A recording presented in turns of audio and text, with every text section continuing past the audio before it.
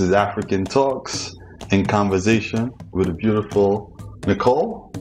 It's Nicole Pena and Nicole Ofelia. Which one is it? So my middle name is Ofelia, which I usually go by Nicole Ofelia. Okay. It's Nicole Ofelia Pena, which it's a lot of names, so yes. that's maybe Nicole is fine, or Nicole Ofelia. Well, we're gonna rock with Nicole. Whichever one you prefer to is what we're gonna rock with. All good. I'm good with that. So tell us, who is Nicole? Who's Nicole? Nicole, it's still a kid in an adult body. Aren't we all? Yeah, no, I'm a mother of three girls, and I love to help people. That's a beautiful thing. That's basically, I believe that's my being since I was a kid, and my crave for knowing what are we here for. Have you figured it out yet? I don't think you'll ever figure it out, that. But we can strive to get to know ourselves more and more. Okay. Interesting. Yes. Why do we stay on a journey if we know we're never going to figure it out? Why do you think that is? Because we're finite people. Finite, not infinite. So I believe that we can just strive to keep evolutionating, keep learning, keep moving forward. Right. And the more you learn, the more you move forward, the better human being you can become, if you choose to. And the more you can learn about yourself as well. So you're saying because we're finite people and we acknowledge the limitations that we possess, we keep searching. But do you have any idea what we're searching for? Because in my opinion, I see there's so many movements towards, like you said, evolution, to becoming your higher self. But instead of people seeking to become their higher self individually, they're looking more for a higher being to have them be them higher self. Why do you think that is? Because I believe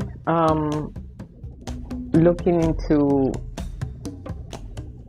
not yourself, but into the higher being, like you said, we're tapping into an infinite source. And if we can tap maybe even just a little bit, we can move, we can call it upwards, and get to know a little bit of, maybe grasp a little bit of what is, or what it feels, a tiny bit of that, and make ourselves of more what we're here for. Right. You know, we've always been taught that we came here in search of something and for something, or to complete something that we never completed in a past lifetime, perhaps. But yet there's so much controversy about the digging, you know, like where are we digging to and what are we reaching for? Like there wasn't a manual. There still isn't a manual. We just left trying to figure this out. How is Nicole figuring this out for herself and her family, her three beautiful daughters? Going inwards. So I think your being, for example, I will tell you a story. When I was young, when I was a kid, I was wondering what are we here for example, right? I was probably about 8, 9 years old, and I don't know how I picked up this book about meditation, transcendental meditation. And I remember putting a chair in my room and sitting there and trying to find out what it is. And by then, I mean, I grew up in Peru, in South America, where the majority people are Catholics. So here I am sitting in my room and trying to meditate. And how did that come from? I don't know, I guess inside me, I wanted to see or feel or understand, I guess that's a better word, of the purpose of not myself as a kid, as the physical body, but as the being inside me. Right. So, and I think it's just a long life journey of getting to become, I believe the reason why we're here is to become better from our past lives, you know. There are things that we haven't learned, and we gotta keep going and keep learning. Interesting. You said you grew up in Peru. Yes. You were born in Peru and grew up in Peru. Yes. Interesting. And you said the majority of the people in Peru are Christian? Catholics, yes. Catholic. Mm-hmm. Wow. How? Like, Even though, like in my family, it's not like they were devoted Catholics, but we did. I mean, we had to go to church. Practice? Yes, and we had to go to church sometimes. I don't practice that myself, but growing up, is that still today current? Is Catholicism? Catholicism, yes. Wow. You see, tongue tied. There you go. Is that the predominant practice in Peru today still? Yes. Wow, that's interesting, huh? The Vatican has this long reach. It's just like out there, all over the place. My vision of Peru, I have not made it to Peru yet, but it's on my list of to-do things. I mean, I have to get there. Like really, I got to get to Machu Picchu. It's on my to-do list. I just have not made it there yet. Peruvian people, the ones that I met, have always been beautiful, like yourself. Their spirit, it's so divine in who they are, and their level of deep spirituality and shamanism. So it's interesting to hear that they're such deep practitioners of the Catholic teaching. I never knew that. I thought there would be so much more deeper in the indigenous teachings, because they're such an indigenous people. You know, from what I've studied and what I've read, maybe I went down the wrong rabbit hole, perhaps. Well, there are a lot of shamanism, mostly in the jungle or other areas as well. Yeah, you have to go. Machu Picchu is amazing. I've been there quite a few times, a couple times, 2-3 times. It's a very mystical place. I travel a few places, but to me, not because it's in my country where I grew up, although America is my country as well. It's a very special place to be. It's very mystical, and definitely you gotta go try. Well, I'm depending on you to take me. How about that? You need to take me to Machu Picchu. I know a lot of the tourism business. It was in my family's business, so you know a lot of. I can always contact you with the tourist agencies and hotels. I want to be a tourist. I want to go there to be amongst the people, drink ayahuasca, and hang out with the indigenous people, and learn about the magic that exists in Machu Picchu, because I heard it's a mystical, magical place. That's what I want to go there to learn. You know, to my understanding, Peru is one of those points on the earth, on the planet, that is very mystical and magical. And that's my reason for wanting to go there, because I want to understand what is here, the energy. I'm all about energy. Show me the energy, teach me how the energy awakens and what it does and how it moves, and how you can move a couple of stones and connect some dots and see something happen. This is what I'm about. This is what I want to learn. This is the reason I want to speak to you today, because since I've known you, I knew there was a light within you, something bright, something shining, and you were always open and warm and receptive. So I'm trying to find out more, like, what is that? How has that changed? What has transpired in your life? Has there been occasion, things that seem to dim it? How have you grown within it? How has your transition been moving from Peru to the Americas, and how has life unfolded for you? These are the things I want to know today, especially as a beautiful Peruvian lady living in the Americas, the North Americas, because Peru is in the Americas as well. People make that mistake all the time and say they're American, and then look at South Americans as non-Americans. South Americans are Americans. It's called America. Right, there's just a North, Central, and a South part. A lot of people misconstrue it as the United States of America as America. It's not America. America goes from Canada all the way down to South America. People need to get that right because they had it misconstrued. So how has that happened for you? Moving from South to North. How has that affected you? What cultural traditions have changed in your life? Well, the most change I had is probably the language.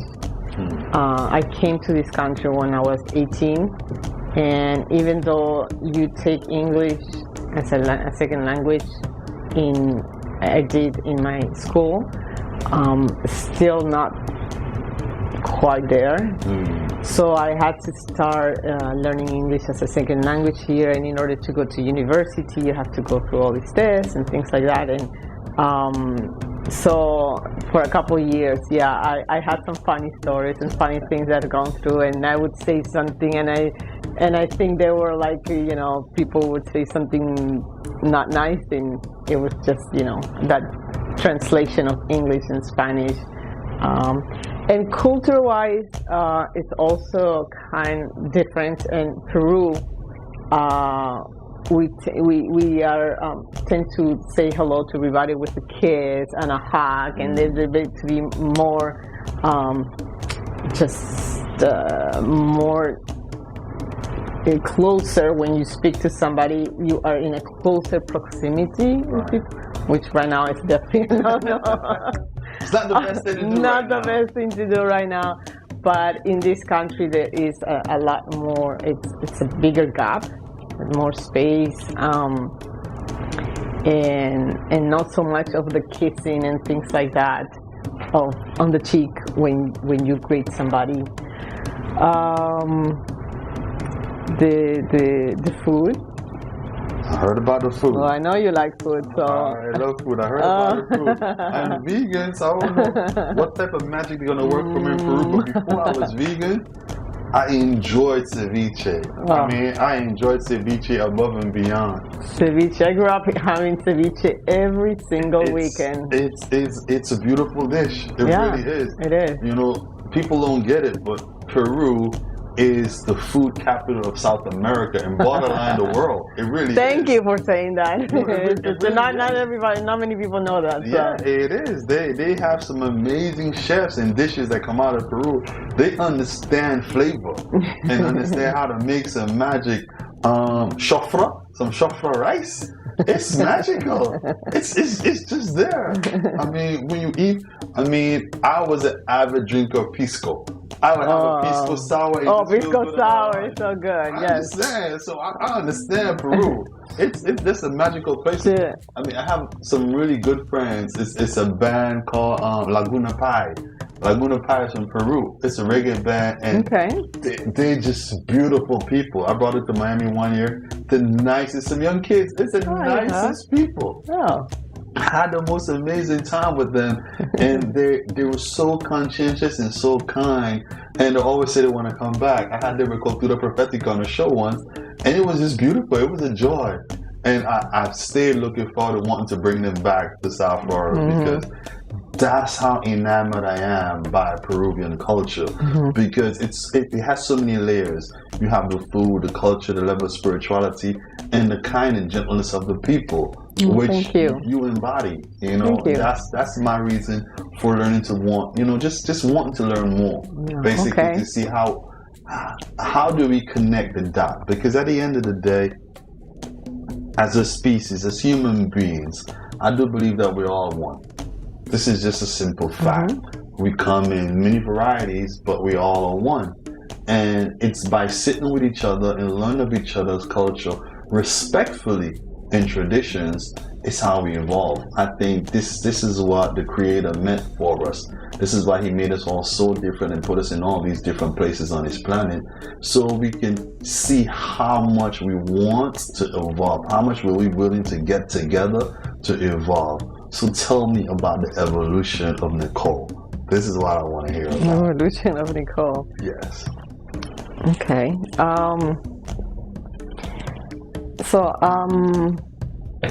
I grew up with having spiritual mentors in my life since I was a kid.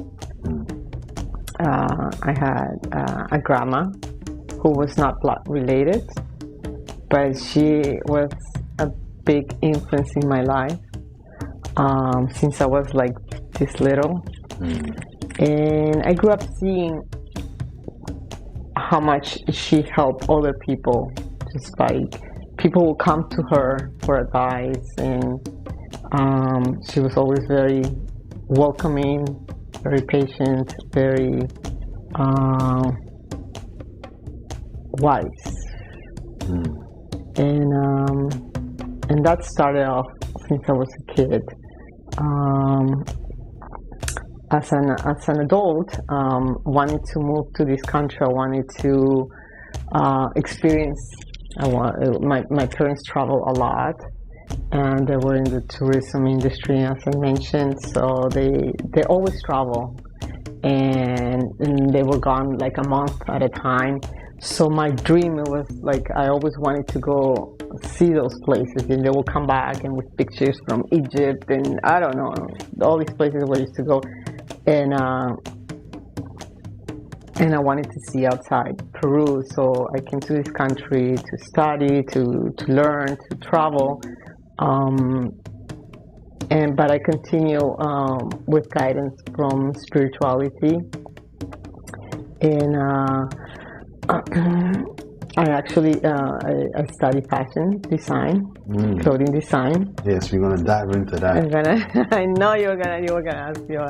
So, but I always kept the spirituality part of me, of wanting to know, keep growing, getting to know more about what is it, why are we here for, what's her purpose, what's her mission. I believe everybody has their own mission, and so yeah, I kept in I tried to keep in that spirituality path, and continue with the learning from my mentors. They're all being different, and I probably acquire some of their styles and beliefs. Right, bits and pieces along the way. What do you think is the strongest takeaway? Like when you read a book, there's this one thing that sticks out with you, or if you sit with a coach or a mentor, there's a lasting impact in your life. What do you think from the different mentors that you have in your life has remained with you the strongest? What is the motto or the mantra or the teaching that you can say you practice daily? Gratitude. Gratitude. Yes. Yes. Gratitude and grace, two beautiful things. All right. Definitely gratitude. It keeps you connected. I believe it keeps you connected to the source. It keeps you grounded. It keeps you humble. It keeps you of seeing that no matter how high or low in your life it could be, but when you have gratitude, you can always appreciate as big or as little as you perceive you have in your life at the moment. You always gonna appreciate it. If you're grateful, if you're really grateful inside, you're gonna appreciate that, and that keeps you connected and, in my eye, under my beliefs, happy. What are you most grateful for today? Life. Life. What does life mean? Having, to me, a day to keep ascending. We live every day, as Buddhists would say, we die and born every day. Right. And you get the chance to start something fresh and bigger and better. Interesting. The chance to start fresh every day. You wake up every day, it's a new beginning. You got a reset button and you start again. Interesting. If you choose to. If you choose to. Do you choose to? I do. It's refreshing to know. What are some of the challenges you faced in your life more that prevent you from starting fresh daily? What are some of the hiccups you faced? Oh, I had quite a few hiccups. Tell us all about it. I'm sure our audience are curious to know.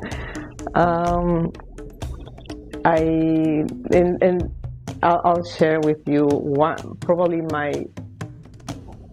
one of my biggest hiccups. It was some years ago. Went through some rough times. Went through a divorce and went through a lot of anger. And I was angry. I rebelled. And I was getting guidance as well. But I rebelled so much that I didn't realize I was going backwards. Right? And the more I bumped my head with the wall, I would do it again, and it was just kept going into a vicious cycle. And I had to, until I hit to rock bottom, which for everybody, rock bottom is different. Everybody experiences different things in their lives. For me, what it was, when I hit that, that's when I decided to make the switch, to turn the switch on. That's how I would call it, turn the switch on. And decided, you know what, this is not taking me anywhere. I'm just going downhill here, and obviously it's not working my way. Right. I was being stubborn about it. I was being stuck in this mode, in this turning mode cycle, until I decided, no, I'm going to change my life. I believe that I did not believe that you could be happy until I decided to be happy. And to me, a decision is actually not something that you wish or you want, but it's actually something that you commit. If you commit, you cut from what it was not good before, and you commit into, okay, I'm going to be working on positivity. I'm going to be working on myself. I know that path is not good for me. It's not good for my kids. You know, I want to be a better example for them of what is it to live a healthy and happy life. Right. Huh. Interesting. And that's how it started with, as you know, the page created 4 or 5 years ago, Conócte, know yourself. Okay. From that. Tell me, you said you were angry and you wanted to work through the anger to get to this new Nicole, to this space where you found back your peace. But were you angry at yourself, at your then husband, ex-husband, the situation? What do you think was the source of your anger? Was it disappointment? What was it? events and circumstances that happened at the time, I felt like, but I didn't do this. Why is this happening to me? Or I didn't, it's not my fault, or this, or this. And I was looking at external things and blaming outside, instead of taking responsibility that, I took those choices and I went to the path. It didn't work out the way I thought it would. But I'm the one who took those choices. I'm the one who went through that path. That's an interesting perspective right there, because now, well, before I say this, while you were in that situation, do you believe you were as conscious as you are today then, or you believe that was a catalyst to the transition? I think I was getting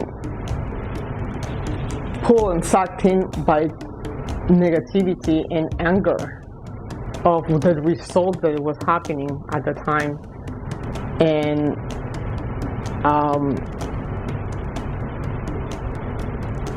no, I was definitely not in this place where I am. No, absolutely no. But back there, I was, it was a lot of anger, like I said, that I had to. I wouldn't change it, because that's what makes me who I am today. That's where you're at right now. And also when I believe when you have that so much, how would I say this? It's the anger is so strong. Mm-hmm. You can use that as a power to fuel yourself to get out of that, to propel you to come out of that. So instead of, you can use it as a fuel. Absolutely. A lot of people don't know God, energy, creator, whatever it may be, that life force, right? It responds to emotion more than words. Words and thoughts are one thing, but energy and motion is such a powerful force. It's a tool. Like people say, not even people say, I've observed that people, like you can see the sad person, right, that are so deep embedded in their passion, in their emotion in that moment, that thing, you ever look at a magician, and it's when he gets to this most breaking point is when the spell works. It's when the magic happens, because you're at your deepest embedded source. You connect deepest to source when you're hurting the most, when you're most sad. It's also when you're most joyful, because it's emotion and intention.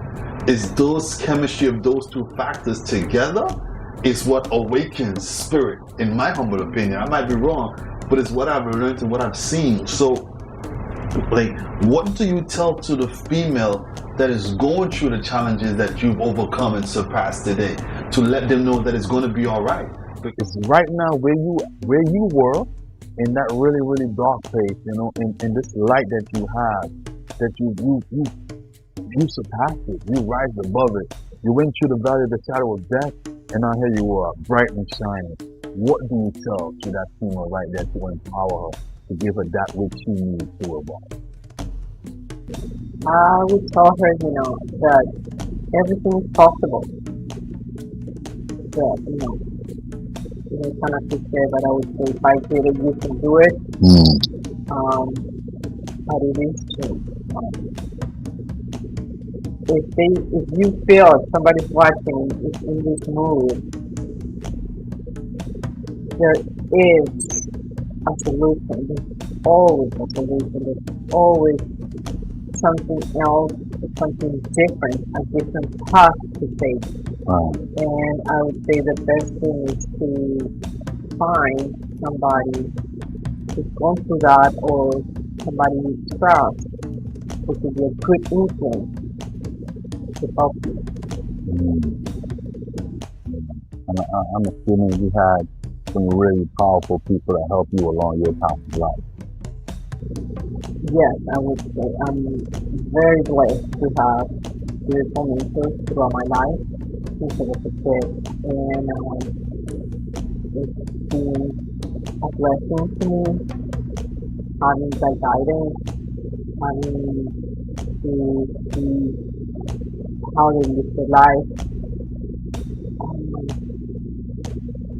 so much wisdom. Mm.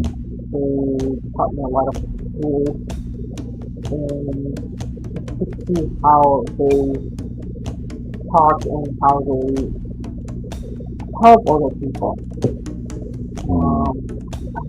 That's probably why I get a lot of people. Since I was young, people will come to me and tell me their problems, Right. or tell me their concerns, or confide in me, or tell me things, their things because I think they feel some kind of comfort, or maybe I can relate to them.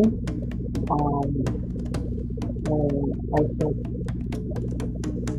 it's maybe a path that is taking me just by growing up and seeing that since I was young. You're gifted. I think we are all gifted. This is true.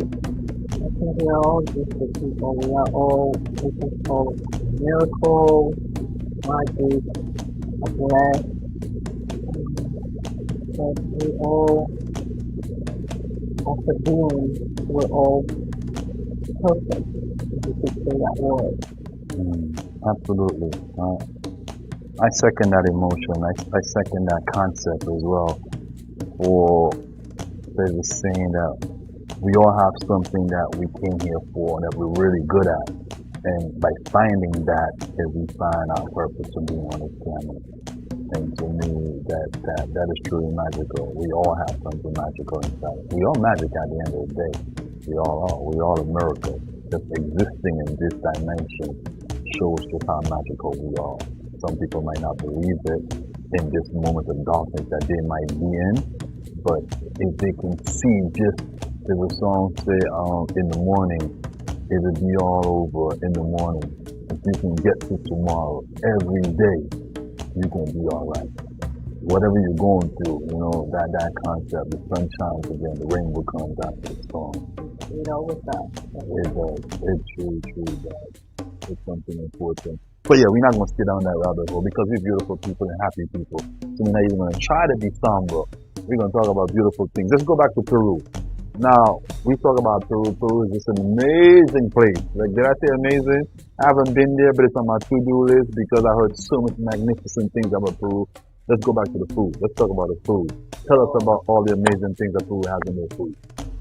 Love the food. There's so much variety in food. In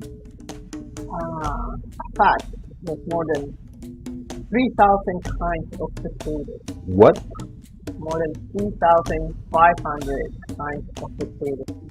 What do you mean? So you have like 3,500 different French fries? I don't know. At home, I grew up with eating maybe 5-6 kinds of potatoes. That's all. I don't know what happened to the rest. 500 types of potatoes. Yes. Do they eat a lot of potatoes in Peru then? Yes, we do. Wow. A lot of potatoes, a lot of rice. That's so weird because it's not something that you see in most Peruvian restaurants. It's not something that promote much potato dishes. It's not that I've seen.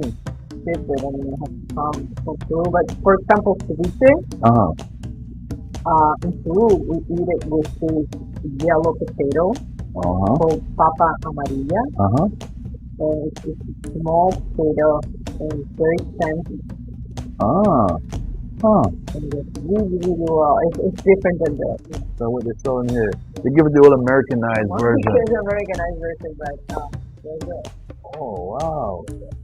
3,500 potatoes. Well, you're going to definitely have to come back and tell us all about it. You're going to have to listen to me. Call the aunts, the uncles, the cousins, everyone in Peru. So you got this guy out here in Florida that wants one of the 3,500. He wants 3,500 potatoes. Let's figure out how we're going to get him to sample each and every one of them. I want to taste all of them. Because I like French fries. I do. I want to try 3,500 different French fries. Purple potatoes, purple corn. I had the purple corn before. I had the purple corn. Did you have the purple drink?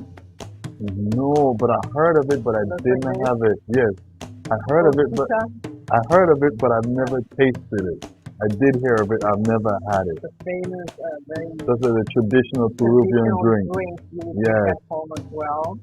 It's a purple corn boiled with some other spices like cinnamon, sugar. And with the purple drink, it's got a lot of sometimes seasoning. And there's always some dessert or zamorra morada. Really? What is that? It's with a purple corn. With a purple corn? Huh. Yeah, it's a wide variety of seafood. There's a lot of seafood. Yeah, So, Peruvian love seafood. I see that. Yeah. Now you're making me hungry. You make me want to go to Peru to get something to eat now. Can someone please send me something from Peru to eat, please? I'm vegan. Please, if you can figure out, make me some beautiful Peruvian. Was it summer what? The beautiful dessert, the purple dessert. What is the name of it again? Oh, that's not zamorra morada. I'm not even going to try to pronounce that because I'm just embarrassed myself. We had enough embarrassments already today. Well, you're speaking with Nicole. Nicole, it was a joy speaking with you. I truly, truly enjoyed this conversation. You must come back and speak with us soon again. It's always a joy to speak to beautiful people, to exchange cultural differences. Is there anything you want to tell our viewers out there that they should know about Nicole and about the wonderful, delicious Peruvian food? I'm just going to say that like that. Please let us know. Yeah, well, I'm honored to be here. Thank you for asking me to be speaking in your community. To that, and well, what we spoke is like I would say, everybody that who may be going through some hard times, that there is always a way to find a solution, and not to wait until you are too caught up into a cycle that is not healthy for you. So reach out for help. And one way to help you get you out of that is maybe write a few things that you're grateful for. Some things that you're grateful for today. That should help. Asking for understanding as well. Hope that helps. Yeah. Gratitude and grace is something I definitely always believe in. From my heart to yours, African Talks, conversations with beautiful people, had today Miss Nicole from Peru. I thank you. I hope you come back and join us soon. We got to speak all about Conócte, know thyself, and speak about your fashion explorations and all the beautiful stuff you have going on. We hope you come back soon and speak to our audience. Thank you. I bid you love and light always. Gratitude and grace in always. Thank you so much for having me. Peace and blessings. Thank you. African, African, African, a new way of being.